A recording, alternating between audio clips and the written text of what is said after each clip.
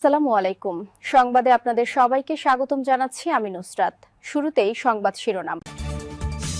সেনাবাহিনীর অভিযানে মির্জা ফখরুল ইসলাম আলমগীরের বাসা থেকে ৯২০ কোটি টাকা উদ্ধার, গোটা দেশ স্তব্ধ। বাংলাদেশের রাজনৈতিক অঙ্গন, প্রশাসন এবং সাধারণ মানুষ সবার মুখে আজ একটাই খবর। সেনাবাহিনীর বিশেষ অভিযানে মির্জা ফখরুল ইসলাম আলমগীরের বাসভবন থেকে উদ্ধার হয়েছে অবিশ্বাস্য পরিমাণ অর্থ। সংখ্যাটি শুনলেই চোখ কপালে উঠবে, ৯২০ কোটি টাকা।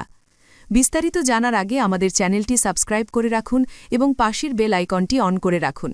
সামনে আরও চমকপ্রদ খবর আসছে, যা মিস করতে চাইবেন না। এমন বিপুল অর্থ উদ্ধারের ঘটনায় দেশ জুড়ে সৃষ্টি হয়েছে তুমুল আলোড়ন। অনেকে বলছেন, স্বাধীনতা পরবর্তী সময়ে এত বড় অঙ্কের নগদ অর্থ একসাথে উদ্ধার হওয়ার ঘটনা এই প্রথম। প্রশ্ন উঠছে, এত টাকা কিভাবে এলো, কারা দিল, আর কোথায় ব্যবহার হওয়ার কথা ছিল? বিশেষ গোয়েন্দা তথ্যের ভিত্তিতে সেনাবাহিনীর একটি টাস্ক ফোর্স রাজধানীর একটি অভিজাত এলাকায় অবস্থিত ওই উপদেষ্টার বিলাসবহুল বাসভবনে হানা দেয়। অভিযানটি চলে গভীর রাত থেকে ভোর পর্যন্ত।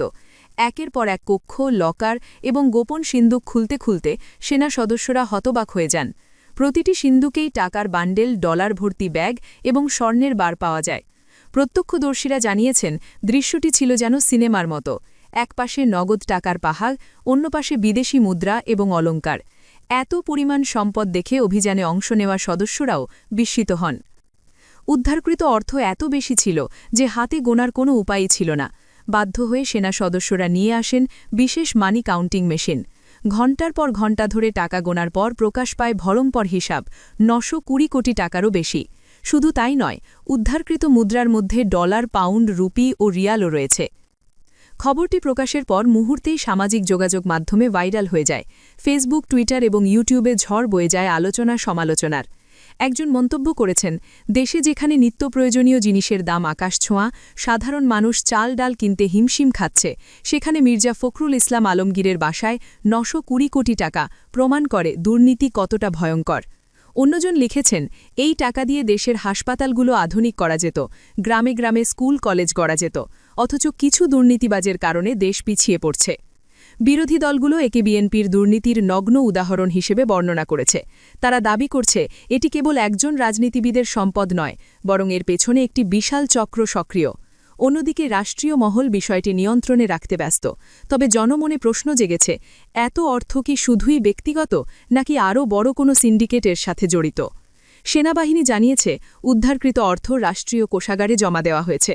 একই সাথে উচ্চ পর্যায়ের একটি তদন্ত কমিটি গঠন করা হয়েছে, যারা ঘটনার পেছনের মূল হোতাদের খুঁজে বের করবে।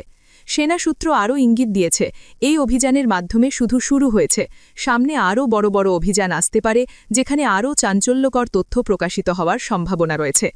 দেশের সাধারণ মানুষ এখন চায়, শুধু টাকার পাহাড় দেখানো নয়, এর সাথে জড়িত সকল দুর্নীতিবাজকে বিচারের মুখোমুখি করা হোক।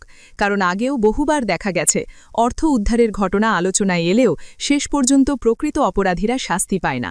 এবার জনগণের প্রত্যাশা, দুর্নীতির এই অন্ধকার সাম্রাজ্য ভেঙে দেওয়া হোক। ৯২০ কোটি টাকা একটি সংখ্যায় গোটা দেশকে নাড়িয়ে দেওয়ার জন্য যথেষ্ট। সেনাবাহিনীর এই অভিযান প্রমাণ করেছে, দুর্নীতি কেবল গুজব নয়, বরং বাস্তবতার নির্মম চিত্র। এখন দেখার বিষয়, রাষ্ট্র কি সত্যিই দুর্নীতিবাজদের বিরুদ্ধে কঠোর অবস্থান নেবে, নাকি আবারও ধামাচাপা পড়ে যাবে?